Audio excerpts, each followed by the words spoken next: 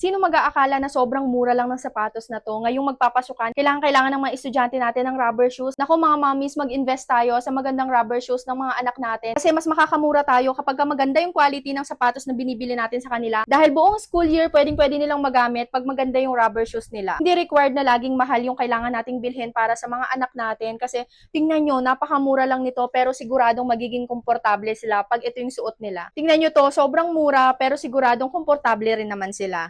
Makapal yung pinaka-rubber niya sa ilalim, kaya halatang hindi talaga masasaktan yung mga paa ng mga estudyante natin. Mia brand pala tong shoes na to, and maraming beses na rin kaming nakabili ng mga sapatos sa kanila.